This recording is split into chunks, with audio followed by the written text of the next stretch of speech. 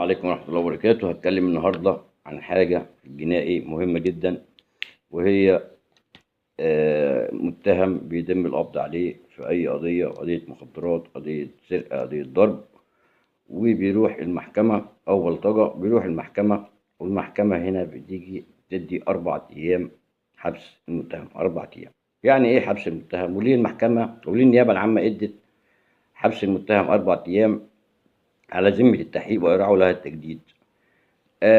المحكمة في إن عمل قضية، الاسم خده وتحول على النيابة، اتعرض على النيابة، اتحقق معاه، وكيل النيابة ادى حبس المتهم 4 أيام. ليه؟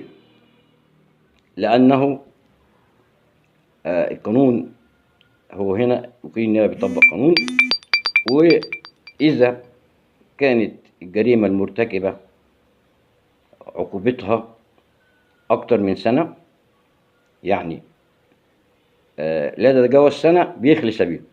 يعني سنة هتحبس سنة، فهنا بيخلي سبيله بكفالة أيا كان نوع القضية.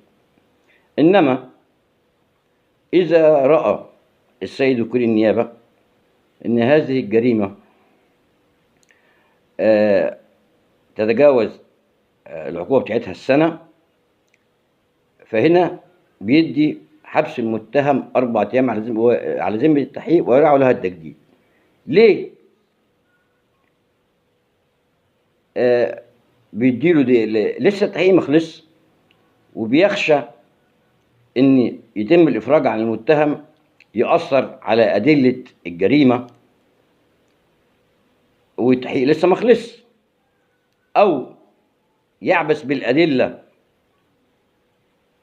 او يأثر على الشهود لو في شهود في القضية، او يهرب، او المتهم يهرب. فهنا القضية في نظر النيابة ان قضية كبيرة، وفي حالة تلبس، يعني يكون في حالة تلبس بالجريمة وخايفين ان هو يهرب، هيعبث بالأدلة، يلعب في الأدلة، مثلا لسه ما عملوش معاينة ولا حاجة، في شهود هيطلع يأثر عليهم.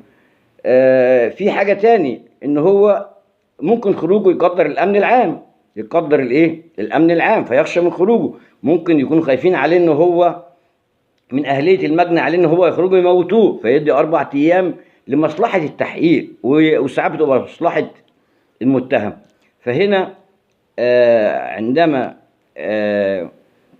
ينظر وكيل النيابة المحقق في التحقيق وبيلاقي ان القضية العقوبة بتاعتها اكتر من سنة، وفي حالة تلبس ولسه التحقيق ما انتهاش والقضية في حالة تلبس، فهنا بيدي حبس المتهم 4 أيام على ذمة التحقيق ويراعى له التجديد. ليه؟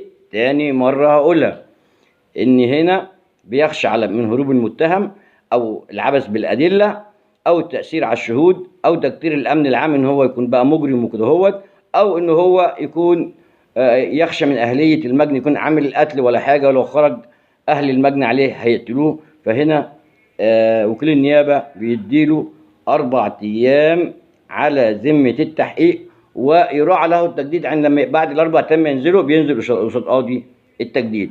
النيابة العامة ملهاش غير إن هي تدي 4 أيام في جرايم معينة، اللي هي 4 أيام، وتغلي يدها وبيتحول لقضية تحقيق. إلا في بعض الجرائم زي جرائم الأموال العامة، النيابة العامة هنا ليها الحق اللي تدي حبس المتهم 15 يوم لما تكون قضية كبيرة وأموال عامة وفيها ناس حساسة وكده هوت.